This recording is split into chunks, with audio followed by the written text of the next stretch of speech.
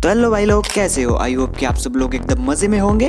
तो मैंने देखी वेनम द लास्ट डांस, जो कि सोनी के स्पाइडरमैन यूनिवर्स का पार्ट है, जिसमें कि स्पाइडरमैन ही नहीं है। खैर, सोनी के सस्ते नसों को साइड में रखते हुए आई होप कि आपने तो अभी तक ये मूवी देख ली होगी, क्योंकि आज की वीडियो में हम वेनम द लास्ट डांस की एंडिंग, मिड क्रेडिट सीन और लास्ट में जो पोस्ट क्रेडिट सीन देखने को मिला था, इन सब पर डिस्कस करने वाले हैं कि क्या वेनम सच में मर गया और ये नल कौन है। तो आज की वीडियो काफी इंटरेस्टिंग होने वाली है। बस आगे बढ़ने से पहले इतना ही कहना चाहूंगा कि अगर अब तक चैनल सब्सक्राइब नहीं किया है तो करो ना।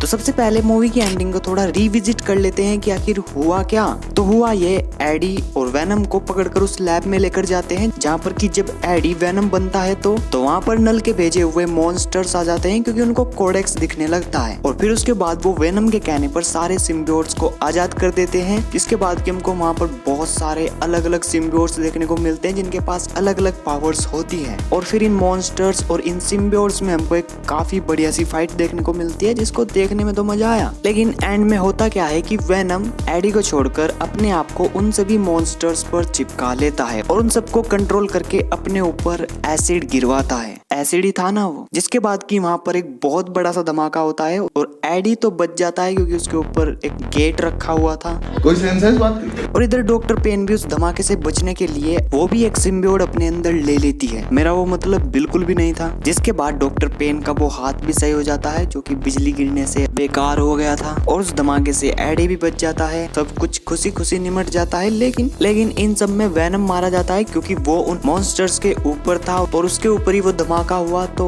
वो तो मरी गया होगा। अब ये कंफर्म नहीं है कि वो मरी गया है, लेकिन पिक्चर यहीं पर ही खत्म हो जाती है। तो अगर अब हम इस क्वेश्चन पर आए कि क्या वेनम सच में मर गया है, तो देखो, मेरे को तो नहीं लगता कि वेनम मर गया है। वो वापस आएगा कैसे, उसके लिए हमको मूवी के पोस्ट क्रेडिट सीन पर जाना होगा। तो मूवी के पोस्ट क्रेडिट सीन में हम क्या देखते हैं कि जो वो बारटेंडर था, जहाँ पर एडी ने स्टार्टिंग में दारू वारू पी थी, वो हमको मूवी के पोस्ट क्रेडिट सीन में देखने को मिलता है, जो कि पूरे धमाके के बाद बाहर निकलता है। और अगर आपके माइंड में एक क्वेश्चन आ रहा है कि धमाके से ये कैसे बच गया, तो वो उस लैब में था, जो कि जमीन में 100 फुट नीचे थी, तो वहां तक धमाके का असर नहीं हुआ होगा, इसलिए ही इज स्टिल अलाइव। और वो लैब में इसलिए था क्योंकि इन लोगों ने उसको पकड़कर वहां डाला था। तो जब वो बाहर निकलता है तो देखता है कि चारों तरफ तबाही मची पड़ी हुई है धमाके के बाद, और वहां पर हमको एक कॉकरोच दिखाया जाता है, जिस पर कि मेरी यहाँ पर एक छोटी सी थ्योरी है कि जब वेनम उन मॉन्स्टर्स के ऊपर था और जब धमाका हुआ, तो वेनम का थोड़ा बहुत हिस्सा में भी बच गया हो और वो किसी कॉकरोच वगैरह पर लिपट गया हो और फिर सरवाइव कर रहा हो। ऐसा हो सकता है, क्योंकि हमको मूवी में ही दिखाया गया है कि वेनम जानवर पर भी लिपट सकता है, जैसे कि वो मछली पर लिपटा, मेंढक पर लिपटा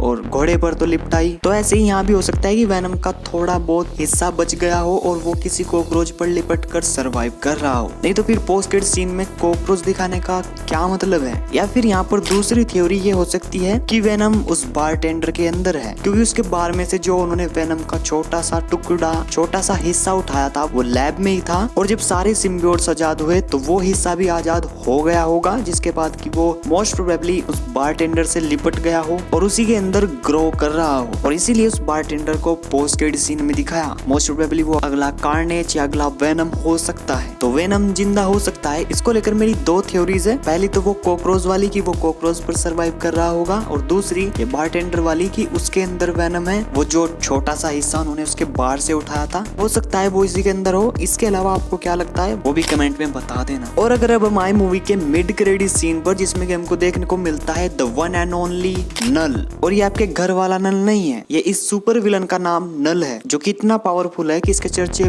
बहुत दूर दूर तक हैं। उनकी बात हम बाद में करेंगे, लेकिन मिड क्रेडिट सीन में हमको नल का एक पूरा डायलॉग सुनने को मिलता है, जिसमें कि वो कह रहा है कि तुम्हारा प्रोटेक्टर, योद्धा, वॉरियर हार चुका है और सारे ग्रहों पर मेरा राज होगा। अंधेरे का राजा झाग चुका है, देवता आ रहे हैं, मैं तुम्हारी दुनिया खत्म कर दूंगा, कोई नहीं बचेगा और तुम देखते रह जाओगे। और यहीं पर ये मिड क्रेडिट सीन खत्म हो जाता है। तो बेसिकली वही सिंपल सी बात है। इस मूवी में उसने अपने मॉन्स्टर्स को भेजा, जिससे कि वेनम मारा गया, जो कि हमको पता है कि नहीं मारा गया, लेकिन उसको ऐसा ही लगता है कि वो मारा गया। और अब इसको पता है कि एडी कहाँ है, मतलब सिम्बियोट्स कहाँ हैं, वो सब अर्थ पर हैं। तो अब नल को उनको ढूंढने की जरूरत नहीं है। उसको पता है कि वो अर्थ पर है और अपने मॉन्स्टर्स को वो अर्थ पर ही भेजेगा और वहां से वो कोडेक्स चुराएगा, यानी कि अपने आजाद होने की चाबी और मोस्ट प्रोबेबली आजाद हो भी जाएगा। लेकिन क्वेश्चन यहाँ पर यह है कि अगर नल आजाद भी हो गया तो उससे लड़ेगा कौन? वेनम जो कि मर चुका है, या मैडम वेब, या फिर मोरबियस और क्रेवन? ये सब लोग अच्छे से उन मॉन्स्टर से तो लड़ नहीं पाएंगे, तो ये नल से कैसे लड़ेंगे जो कि इतना पावरफुल सुपर विलन है, जिसको कि आप अवेंजर्स लेवल विलन कंसीडर कर सकते हो। मैंने कॉमिक्स तो नहीं पढ़ी, लेकिन जितना इसके बारे में इधर उधर सुना है, गूगल पर रिसर्च किया है, उससे पता लगा है कि ही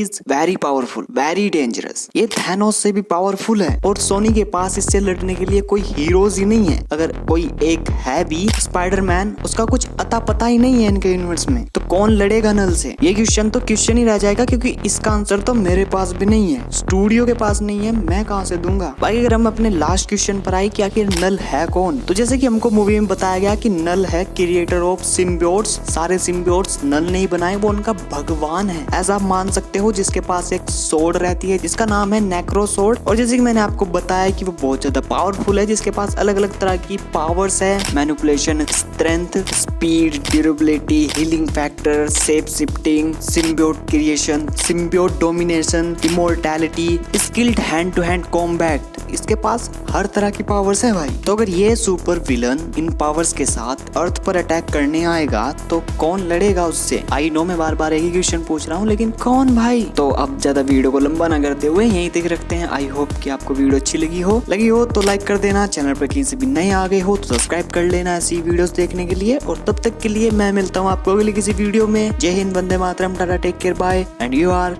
अजीज।